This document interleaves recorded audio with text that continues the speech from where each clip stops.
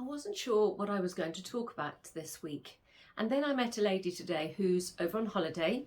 She reads my books. We discovered she's been reading my book since the very first book that she discovered in Jersey's Waterstones. It was A Jersey Kiss, and she also bought A Jersey Affair.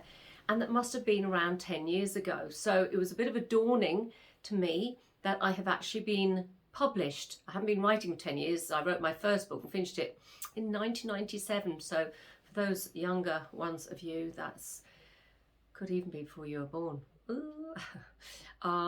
But I stopped writing for a while because I was divorced, I had young children to bring up, and basically just life got in the way. And then when I moved to St. Wands and I had a sort of much more quieter life, I remarried and my husband suggested I write again. I don't think he'd realised quite how obsessive I get about my writing. I love it so much. And so I started writing again probably in 2000, I want to say around 2005, and I was first published in 2013. But that is 10 years ago. So for those of you here for the first time, my name is Deborah Carr. I am a USA Today bestselling author of historical fiction for HarperCollins, and I also write contemporary romance series as Georgina Troy for Boldwood Books. Thank you for visiting my page today. Yes, and what I was thinking when I met this lady today, she actually mentioned that she has thought of writing a book, but wasn't sure where to start. And I was telling her how when I wrote my first book quite quickly. I had no idea of any rules. I just used to write. I think I was going through a divorce at the time, so I was really rather miserable. And I just got up every night and I wrote and wrote and wrote, and I think it helped keep me sane. Then my second book, which was the first one that was actually published, A Jersey Kiss, that was different because by then I thought, I don't want to just write this for me, I want to be published. But what do? I wasted months working out, because we didn't have the internet quite to the same capacity then in 2005. I wanted to work out, how do I set out the manuscript, and what was my first sentence going to be like, and how do you even plan a book? And I spent an awfully long time doing that. My first historical that came out, that took me 4 years to write. And I have got so many how-to write books, and brilliant how to write books, I may add. But then it eventually dawned on me that the most important thing I needed to do was actually sit down and actually type up some words or write some words. And that is actually obviously rather difficult unless you have a story in your head. But you can worry about editing it afterwards. And so that's what I then did.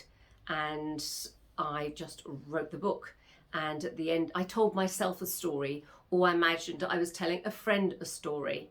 And it helps sort of free my brain somehow to actually just get it down. I'm now working on, I think it's my 26th book. And I still do that same thing. Now I have an outline first.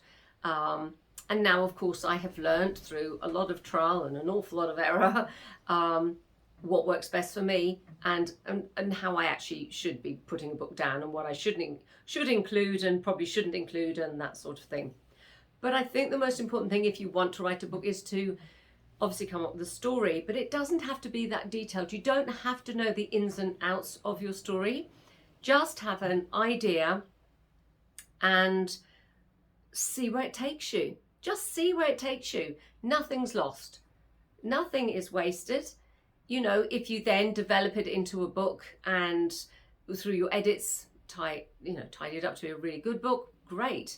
If you write the book just because you just enjoy writing, like you might enjoy reading, then great. That's good as well. Whatever you want to do. Well, don't write the book. But if you do, I think the most important thing, especially when you're not published, I remember before I was published, all I wanted to be was published. And a published friend, a traditionally published friend, said to me, just enjoy this before you're published, because you can write as and when you want. You don't have a deadline. You can write whatever you like.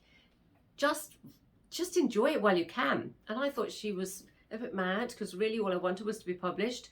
Now I'm published. Listen, I can't have a, to me, this is my dream job. I can't complain about it at all. I love my job. I write 7 days a week if I possibly can. But I do now have deadlines, and I do have to write a certain book at a certain time. And I might have to stop that book when it's really going well, because I then have to spend a couple of weeks on edits for another book.